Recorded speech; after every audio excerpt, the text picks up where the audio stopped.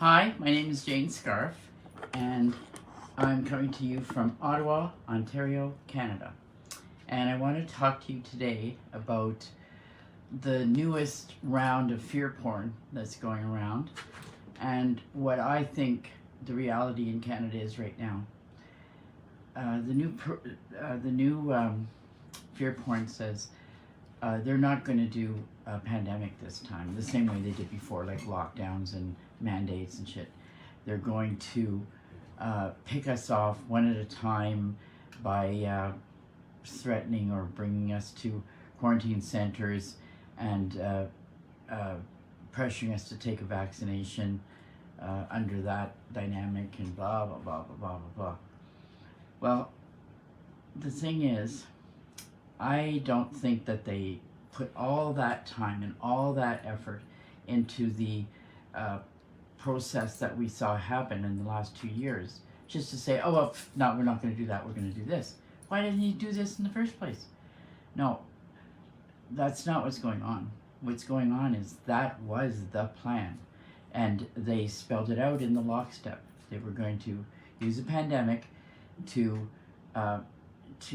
facilitate the government to overreach.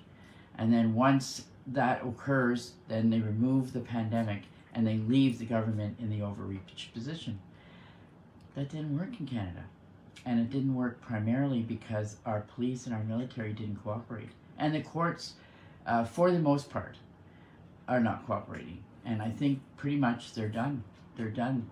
It didn't work. And they can't do it over again because it was so extensive and so expensive, and they can't create the psychological dynamic they need again, right? And they probably do have enough resources to do it again, but they don't have the dynamics to work with to get it to happen again. People in positions of authority are they were tapped out in terms of supporting the nonsense. And so what do they have left? They have PSYOP. They have scare you into compliance, scare you into not taking any action, scare you into believing we're already a communist country, there's nothing you can do, you have no rights, blah, blah, blah. This is all going to happen to you because you're done. You're done for. Nothing could be further from the truth. I'll just highlight what I see as how Canada rose to the occasion and fought against the New World Order taking over this country. First thing that I noticed, huge resistance, was with the regional police in the beginning, actually. And I didn't put it all together at first because we were getting psyops, like Adams and Barbecue, making us think the police were overstepping. Holy shit, right? And it was very scary. But it turned out in the end, Adams and Barbecue was just a great big psyop. And they were trying to just basically scare everybody to keep their place locked down by putting on a show to say this is what's going to happen to you if you don't. And that's not correct. And that the police officers there were off-duty police officers acting voluntarily as private security, being instructed by public health and John Tory. And I know this for a fact because I saw the invoice that Adam Skelly received from public health for the police. And there was also an advertisement. A friend of mine kept a copy of the advertisement when they were hiring these people, and there was media coverage on that these were private securities. CTV, I think, was when it first got brought to my attention, calmed me down considerably. And at the end of the day, our regional police didn't do the closing of the gatherings anywhere in Ontario. I think the OPP made a few, attempts to do it, but overall, Ottawa Police, Toronto Police, all that, they would not shut any place down without a court order. That is golden. That is your police having your back in a big, significant way, because this takeover cannot occur unless the police and the military cooperate. So, I mean, every effort was being made to get that, but it didn't happen for shutting the gatherings. And then later, when the police were supposed to enforce the stay-at-home orders, stopping you on walking or driving demanding ID, demanding to know where you're going, giving you huge fines if you're going to an unessential place, and demanding that you return home. They put a public letter out in unison in Ontario. 44 out of 44 regional police services said, nada, we will not do this. And they did not do this. Then fast forward, I mean, there's probably other hundreds of things that I'm not privy to, but these are things that were in my face. And later in the truck convoy, we saw some other examples or other proof that our police and our military have our back. First of all, the police have the authority to shut a protest down right on the spot, boom, boom, willy-nilly, if it's unlawful. And they've done it many times in the past. It's not like, well, it's, you know, something that they rarely or like, no. The Ottawa police have done it, the OPP have done it, the RCMP have done it, they've all done it. The RCMP was asked by the government to shut it down. And they said, no, it's a peaceful protest, we're not shutting that down. And they said that publicly. They asked the military to shut it down. The military said, that's not our jurisdiction, we're not shutting it down. And then moving forward, we know this for a fact now because of the Senate committee's investigation of the Emergency Act being invoked.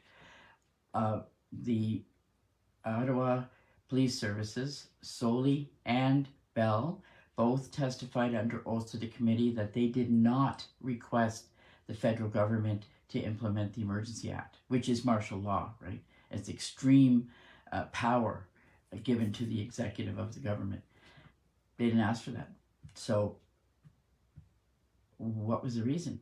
Because the reason is only supposed to be if the police can't handle it within their normal legislation. So they could shut it down. They didn't need to go to an emergency to shut it down. They could have shut it down if it was unlawful, if there was violence or threats or anything. Boom, they could have shut it down.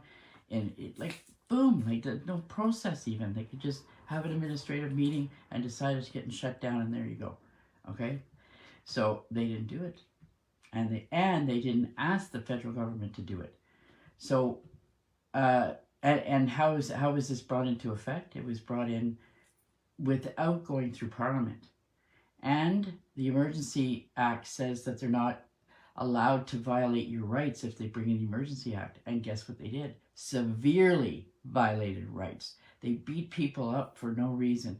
They confiscated their property without warrant. They damaged their property to enter it without warrant. And the process itself, like the legal process, was not according to rights as well. Well, a warrant is part of your legal process. They didn't provide warrants for the individuals or for the vehicles or other property that they confiscated. And at least 2 people that were charged did not receive reasonable bail, in my view. And one is out because he was, whatever, in my view, pressured to take a deal, to plead guilty. And the other one is holding out, but it's Pat King. It's a ridiculous length of time that he's been in jail. He's been in jail over 100 days. So there's some stuff going on with that, and I will do an update specific to Pat King tomorrow.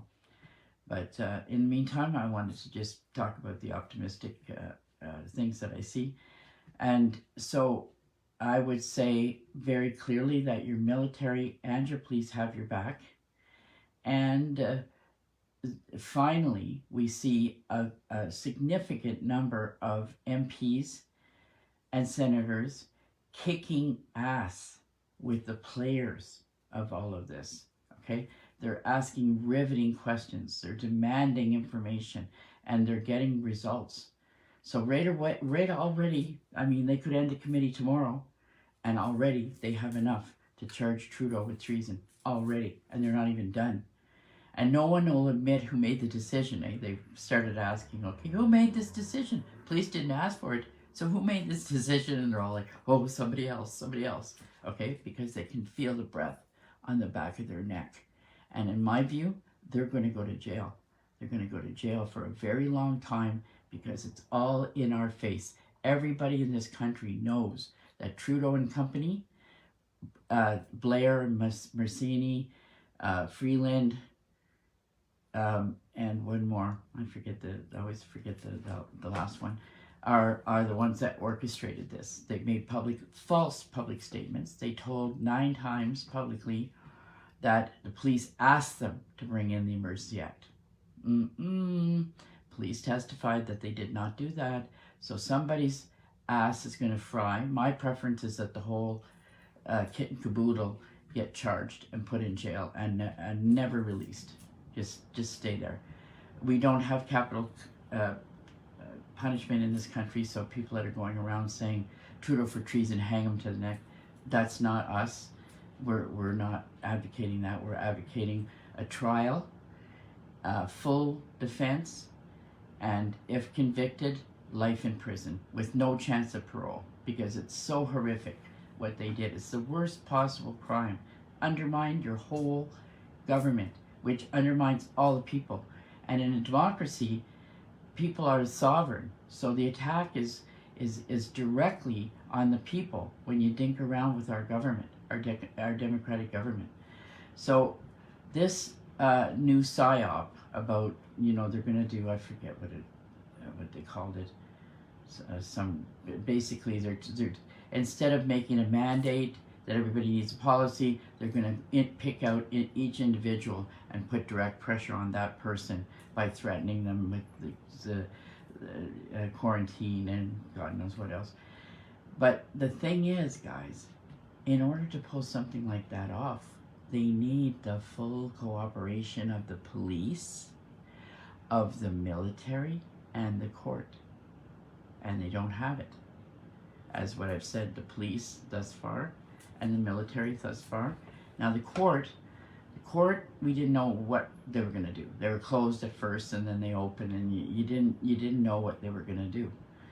But over time, it appears to me as though the administration of the court system has decided we are not going to be used as a tool to jam through illegal laws or conviction or penalties and like fines and charges, because a massive number of positive decisions are coming out of the court right across Canada, as a matter of fact. And we also see the controlled opposition that are, Trojan horses amongst us, trying to escalate our dissatisfaction with the court. All of a sudden, last week I moderate the group Know Your Canadian Bill of Rights, Know Your Canadian Bill of Rights. That's what it is on Facebook. 5 pending posts when I went to look in one day, and 4 were attacking the court, all saying it's corrupt, don't use the courts, you're not going to get justice in the courts. But yet at the same time, I'm hearing rapid numbers of successful outcomes from the court.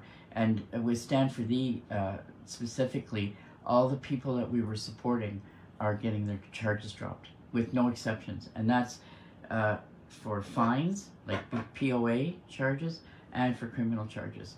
And so then I'm seeing these like 4 to 5, the courts are junk.